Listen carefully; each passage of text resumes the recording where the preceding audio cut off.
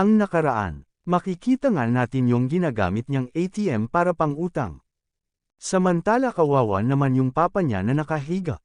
Habang siya ay nakaupo lang na pinapanood si Zoe sa live. Magsisimula tayo, sa tindahan ng ating bida.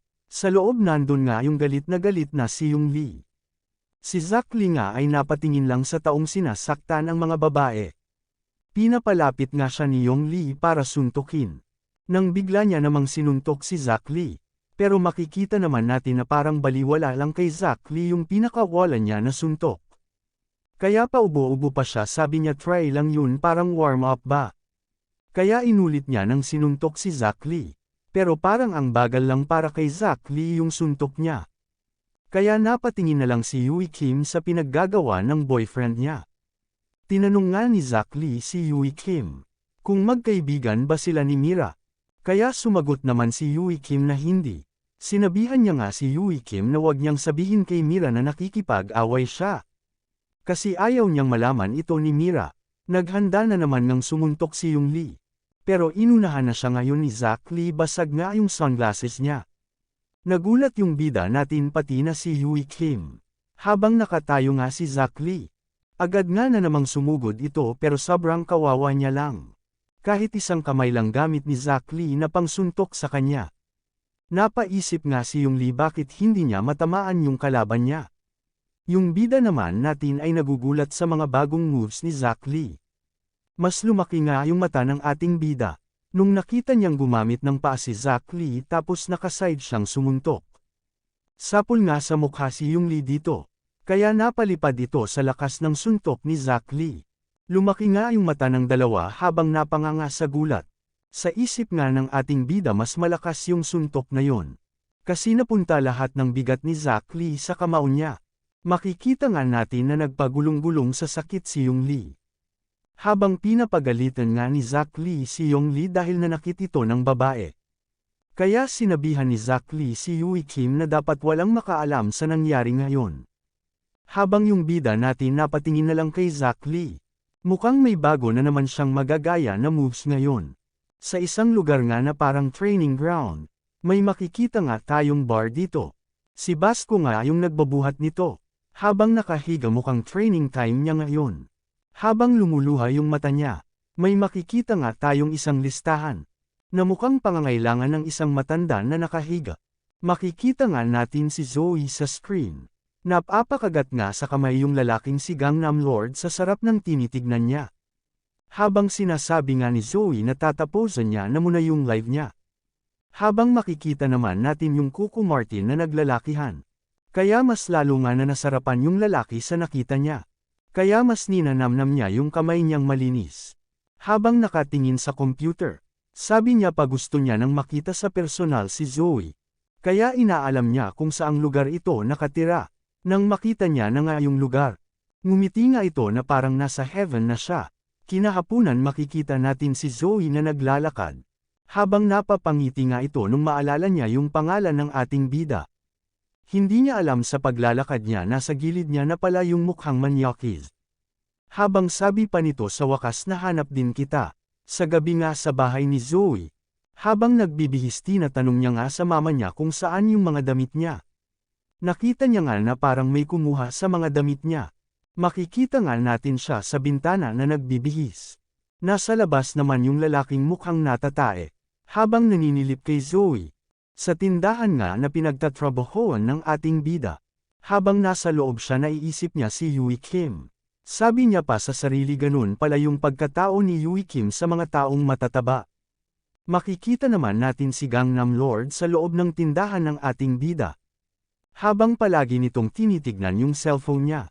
Sa isip nga ng ating bida sino kaya yung pinapanood ng lalaking ito. Nakita nga ng ating bida na si Zoe pala yung pinapanood nito. Habang naka-live, kaya nagulat na lang yung bida natin. Habang tinitigan nga siya ng masama ni Gangnam Lord. Kaya natakot na lang yung ating bida.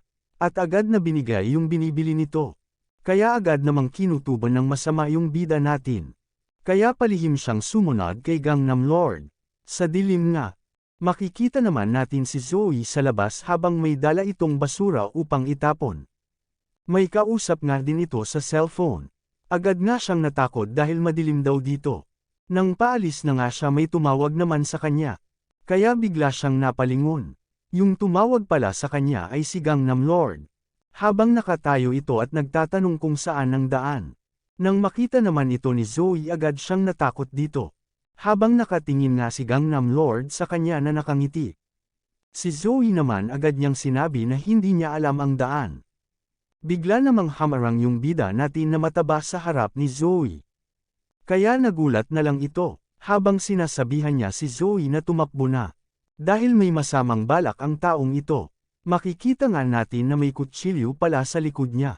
Nang bigla nga itong naghanda na saksakin silang dalawa. Kaya agad na lang silang nagulat habang napanganga sa takot. Nang papalapit na nga sa ating bida yung kutsilyo. Sabi niya pa huli mo kang katapusan ko na. Nang pumasok naman sa isip niya yung mga moves ni Zack Lee sa pagsuntok. Kaya agad niyang ang ginaya yung galaw. Natapon nga yung hawak na kutsilyo nito. Nagulat naman si Zoe pati na din si Gangnam Lord sa galawan ng ating bida. Habang nagugulat pa ito, agad namang naisip ng ating bida yung pagsuntok ni Zack Lee. Kaya agad niya din itong ginaya. Pero dahil nga sa maiksi yung kamay ng ating bida, kaya hindi niya nga natamaan ng maayos yung kalaban. Agad namang sumugod si Gangnam Lord sa ating bida. Kaya agad niyang prenetiktahan si Zoe para hindi masaktan. Sa isip ni Zoe bakit ito ginagawa ng ating bida. Habang naalala niya yung una niyang makita yung bida nating mataba. Habang sa isip naman ng ating bida mukhang ito na yung katapusan niya. Pinulot na nga ni Gangnam Lord yung kutsilyo para isaksak sa dalawa. Nang may bigla namang tumama sa kanyang barbell. Kaya napatingin na lang yung bida natin kung saan. Makikita naman natin si Basco dito na mukhang pagod na pagod. Habang sabi pa nito sa ating bida na ganyan ang tunay na lalaki. Yung lalaki nga na tinamaan ng barbell ay nagpagulong-gulong sa sakit. Sabi pa nito yung mukha ko. Mas lalong pumangit kaya gusto nitong patayin yung gumawa nito sa kanya. Habang sabi naman ni Basco. Na nakita ko lahat ng kadimanyuhan mong ginawa. Ito nga yung kanina habang palihim na sumunod ang ating bida kay Gangnam Lord. Nakahawak nga ito ng kutsilyo habang nakatingin sa cellphone. Yung bida naman natin palihim na tinitignan siya. Sa isip pa nito kailangan ko ng tulong ng iba. Kaya agad niyang naalala si Basco. Agad niya nga itong tinawagan. Habang nag-uusap silang dalawa. Sinabi niya naman kung saan sila at ano ang nangyayari. Kaya pala makikita natin si Basco na sobrang pagod dahil tumakbo lang ito. Sabi pa nito sa sarili niya kaya kung mabuhay. Kahit wala yung panangbato ko na dumbbell. Kaya napatingin na lang yung bida natin sa narinig niya. Makikita nga natin na tumayo na yung binato ni Basco ng dumbbell na may hawak na kutsilyo. Hinahawakan nga nito yung mukha na natamaan. Makikita nga natin yung bukol sa mukha niya. Kaya sobrang nagulat yung bida natin. Si Zoe naman natatakot na sa nakikita niya. Agad nga itong sumugod at winisiwas yung kutsilyo niya. Pero madali lang nahawakan ni Basco yung kamay nito. Sinakal niya nga ito sa leeg upang iangat.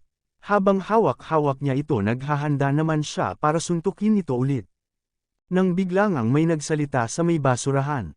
Habang lumuluhod ito kay Basco na patawarin niya na yung kanyang anak. Tinignan naman siya ni Basco. Kaya binitawan niya na si Gangnam Lord. Makikita nga natin ito na nakaupo. Habang pinapagalitan pa yung kanyang ama bakit daw ito nandito. Mas natakot nga si Zoe sa kanyang nakikita. Habang nakatayo nga si Basco. Hinahawakan naman ng matanda yung paa nito. Para lang mapatawad yung anak niya. Habang si Gangnam Lord naman pinapaalis niya yung ama niya. Sa isip naman ng ating bida mukhang parehas yung kanilang kalagayan dati. Pinangaralan nga ni Basco si Gangnam Lord. Kaya napatulala nga ito. Sabi pa ni Basco kailangan mong magtrabaho para sa sarili mo. Kaya napamangha na lang yung ating bida. Makikita nga natin yung sasakyan ng pulis. Nagmamakaawa nga yung ama ni Gangnam Lord. Na wag nang hulihin yung kanyang anak. Nagugulat nga yung mga nakasaksi sa nangyari. Habang napangiti naman si Basco sa ating bida. Habang pinupuri niya ito. Si Zoe naman bigla na lang niyakap yung mataba nating bida. Habang umiiyak at sinabihan yung bida natin kung nasaktan ba ito. Kaya napatingin na lang si Basco sa kanila. Nang bigla naman tumutulo yung luha niya. May nakapaskil nga dito na nasa banyo yung nagtitinda. Makikita natin sa tindahan na binabantayan ng ating bida may mga tao na naghihintay. Kinaumagahan sa loob ng room ng ating bida. Makikita natin siya na kasama niyang nakaupo si Zack Lee. Habang tulog naman ito, naiisip nga ng ating bida yung sinabi ni Basco. Makikita naman natin si Zoe, na nakangiti at nag-good morning sa ating bida. Yung bida naman natin sinabihan niya si Zoe kung kamusta naman ito. Habang may gusto ngang sabihin si Zoe sa ating poging bida. Pero nahihiya siya kaya nga para na siyang nababaliw dito. Kaya pinagsusuntok niya na lang yung ulo niya. Habang makikita naman natin si Yui Kim na lumapit sa ating bida. Kaya napatingin naman siya sa kanya. Pati nga si Zack Lee ay nagising. Habang may laway pa ito sa labi niya. Kaya binigyan nga siya ng towel ni Yui Kim. Kaya nagulat na lang siya. Si Yui Kim naman, sobra siyang nagpapasalamat kay Zack Lee sa pagtulong nito sa kanya. Habang si Zack Lee nga ay dinidinay niya yung mga pinagsasabi sa kanya ni Yui Kim. Baka magsilos daw si Mira kapag makita niya ito. Nang hapon na nga, makikita natin na may nagko-comment na mga tao. At may mga viewers din siyang. Makikita natin si Doc na natutuwa. Dahil kahit paano gumaganda na yung mga pinagko-comment nila. Habang naglalakad nga si Yui Kim, bigla naman siyang napalingon. Nang may tumawag nga sa kanya, makikita nga natin na si Gon pala ito. May inaalok nga itong business para kay Yui Kim. Kaya napatingin na lang siya kay Gon. Makikita naman natin si Mira na naglalakad. Sa likod niya nga ay nandun si Zack Lee na tudaw paliwanag. Habang umiiyak ito dahil hindi siya pinapansin ni Mira. Nang bigla nga siyang inabangan ni Yung Lee. Para tapusin yung laban nila. Nagulat nga si Mira dito. Si Zack Lee nga ay mukhang wala siyang takas kay Mira. Kaya umalis na ito at iniwanan siya. Makikita naman natin yung mga onggoy na dating bumastos kay Mira. Tinatawanan nga nila si Zack Lee dahil isa itong iyakin na bata. Nang bigla naman silang tinignan nito na parang demonyo sa galit. Kaya nagulat na lang sila habang natatakot na din. Si Zack Lee nga ay hinahanda niya na yung kamao niya para suntukin yung nang isturbo sa kanila ni Mira. Kaya agad niyang pinaulanan ng suntok yung mga kalaban niya. Makikita nga natin na tamba na naman ang mga ito. Sa susunod ulit abangan. Huwag po nating kalimutang mag-like at pindutin ang ating subscribe button.